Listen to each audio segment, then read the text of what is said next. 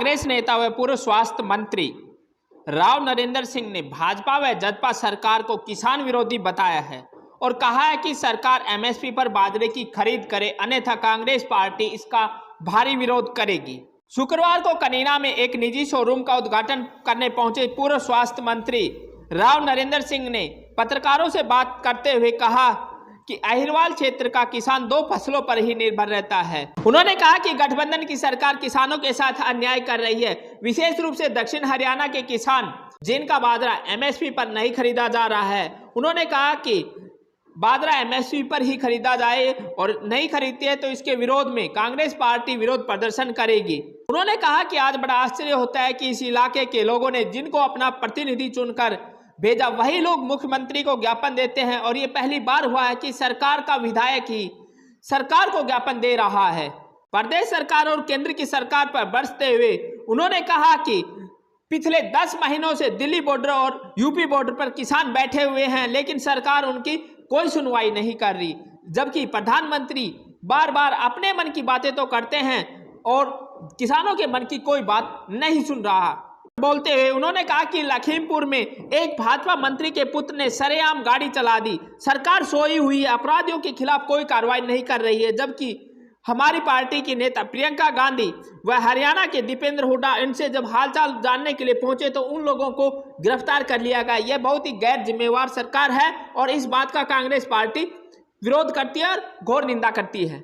करना चाहता हूँ कि इस इलाके का किसान जो एक किसान तो है लेकिन बहुत बड़ी ज़मीन उनके पास नहीं है, छोटी छोटी ज़मीनें हैं, 2 एकड़ 4 एकड़ 1 एकड़, उसी से अपना गुजारा करते हैं। चाहे वो पढ़ाई है, लिखाई है, बच्चों की बहन बेटी की शादी है, भात है, छूछक है, घर का खर्चा है, इसी से चलता है। तो मुख्य रूप से मैं कहूँ इस इलाके किसान केवल खेती पर निर्भर करता है और खेती में भी मुख्य रूप से हमारे 2 ही फसल है।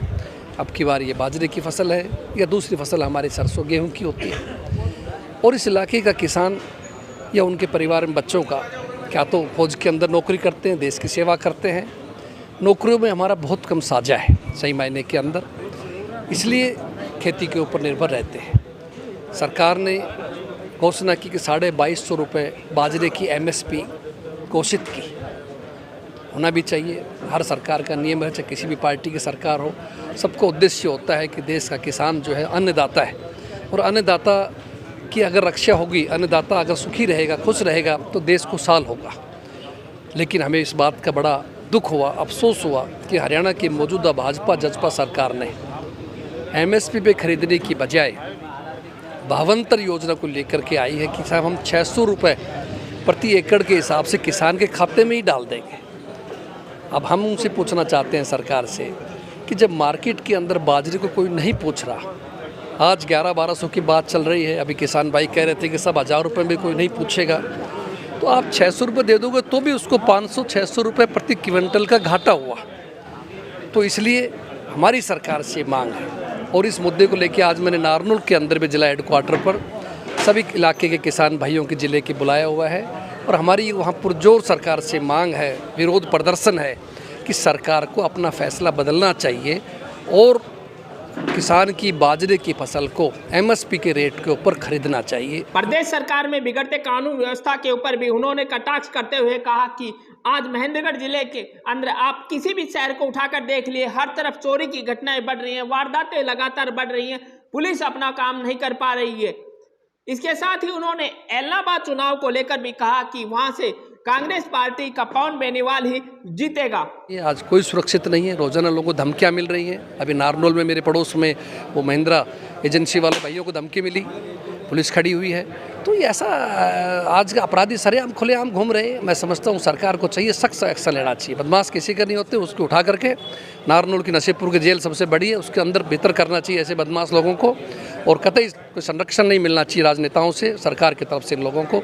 लॉ एंड ऑर्डर आज बहुत ख़राब हालत के अंदर है, इसको बढ़िया से बढ़िया करना चाहिए सरकार को। इस इलाके की सड़कों का क्या हाल है आप देख सकते हो, चाहे वो महेंद्रगढ़ से नारनौल का रोड हो, महेंद्रगढ़ से रेवाड़ी का रोड हो, कनीना से जो है आपका नारनौल का रोड हो, अटेली का रोड हो, उधर हमारा परले वाला रोड भी नारनौल रेवाड़ी रोड डिस्टर्ब है सारा। शहर की ये हालत है कि आप जा नहीं सकते। आप कोरोना जैसी महामारी के अंदर भी नारनौल शहर के अंदर आपने कोई एम्बुलेंस जा नहीं सकते थे। तो इतना बुरा हाल है, सारी शहर की सड़कें टूटी पड़ी है, इलाके क्षेत्र की सड़कें टूटी पड़ी है।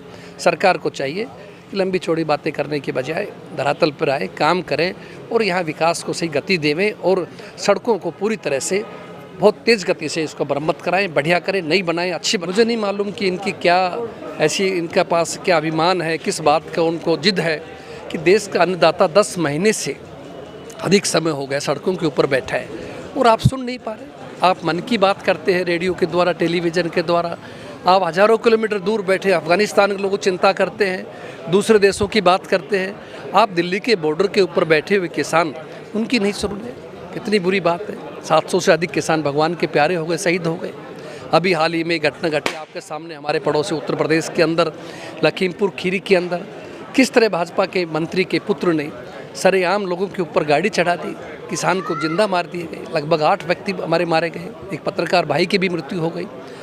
मतलब आपको चाहिए उन पे एक्शन करें, उन लोगों के खिलाफ कार्रवाई करें, दोषी को गिरफ्तार करें और सरकार में जो मंत्री बैठे उनको बर्खास्त करें। लेकिन ना करने की बजाय आप उनको दे रहे हैं। जो लोग उनका हाल पूछने जाते हैं, हमारी नेता प्रियंका गांधी जी जो हमारी पार्टी के राष्ट्रीय महासचिव है, हमारे हरियाणा से राज्यसभा के सांसद दीपेंद्र हुड्डा जी, जब उन किसान भाइयों से मिलने गए तो उन्हें गिरफ्तार कर लिया गया। किस तरह से सीट आपने कैसेट देखी हो, धक्के मारे गए पुलिस के द्वारा। बहुत ही गैर जिम्मेदार हरकत है। पूरे देश के अंदर इस बात को लेकर के रोष है। हम भी मांग करते हैं कि ऐसी सरकार को बर्खास्त करना चाहिए, ऐसे मंत्री को जिनका डायरेक्ट इस दुर्घटना में मैं कहूँगा जो ये घटना घटी है, जो ये किसान मारे गए हैं, दूसरे भाई मारे गए, उनके खिलाफ सख्त एक्शन लेना चाहिए और मंत्री को बर्खास्त करना चाहिए और उसको दोषी को गिरफ्तार करना चाहिए। हम आभारी हैं इस बात के माननीय सुप्रीम कोर्ट के, जिन्होंने सुमोटो लिया, खुद इस बात का सख्त ज्ञान लिया है और उन्होंने पूछा है सरकार से बताया जाए कितने आदमी गिरफ्तार हुए। देश की सर्वोच्च संस्था है, उनको ऐसा करना अच्छी बात है। तो ये हालात चल रहे हैं। आज इलाके के अंदर डीएपी की भारी कमी है। आप देखिए किसान को ज़रूरत है, कहाँ जाएगा बेचारा डीएपी लेने के लिए। आपकी व्यवस्था ठीक नहीं है सरकार की, मैं समझता हूँ, वरना डीएपी का इंतजाम होना चाहिए। पड़ोसी प्रदेश राजस्थान में है, उन्होंने व्यवस्था ठीक की हुई है। हरियाणा के अंदर मारामारी है, जगह जगह बीमारी फैल रही है, बुखार हो रहा है। बड़े बड़े दावे करते थे और मुझे बड़ा आश्चर्य हुआ पिछले दिनों एक न्यूज़ पढ़ करके कि इलाके के विधायक मंत्रियों ने मुख्यमंत्री को ज्ञापन दिया है। मैं तो आश्चर्य करता हूँ, मंत्री तो ज्ञापन लिया करते थे, देने कब से लग गए? अरे आपको चाहिए कि आप इस विषय को मुख्यमंत्री के सामने जोर शोर से उठाए, घोषणा करवाएं एमएसपी लेने की। मतलब आपने हमारी ये न्यूज़ पढ़ करके कि जिला महेंद्रगढ़ किसान इकट्ठे हो रहे नारनौल के अंदर, आपने उस बात को कवर करने के लिए मुख्यमंत्री के पास जाकर के एक ज्ञापन देने की कोशिश की है। कल भी हमारे नारनौल से मंत्री महोदय मुझे भी टकराए कार्यक्रम के अंदर अग्रवाल सभा में। मैंने कहा मंत्री जी बाजरा क्यों नहीं खरीद रहे एमएसपी के ऊपर? बोला भाई साहब भावंतर योजना लागू है। मेरे को भावंतर तो अभी पता है, लेकिन भावंतर हमें नहीं सूट करती भाई। भावंतर से क्या करेंगे हम? हमें तो चाहिए एमएसपी को किसान खरीदे। तो इस प्रकार की बात, इस इलाके के लोगों को भी ये बात अपने पराये की सोचने चाहिए।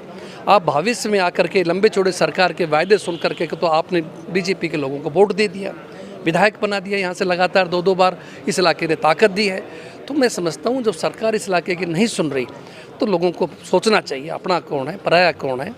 फिर भी मैं कहूँगा कांग्रेस पार्टी का एक इतिहास रहा है, 36वीं बिरादरी के भाइयों की पार्टी है, सबको साथ लेके चलती है। एक गरीब आदमी का, एक वाल्मीकि भाई, एक जूती गांठने वाले भाई मोची भाई का भी ध्यान रखती है, तो किसान भाई का भी ध्यान रखती है, बेरोजगार का भी ध्यान रखती है। नंबर 1 तो इंडियन नेशनल लोकदल की सीट वहाँ के लोगों ने बनाया था। अभय चौटाला जी ने इस्तीफा दिया। किस मुद्दे पे दिया था? किसान के काले कानून रद्द होने चाहिए। तो कानून तो रद्द नहीं हुए।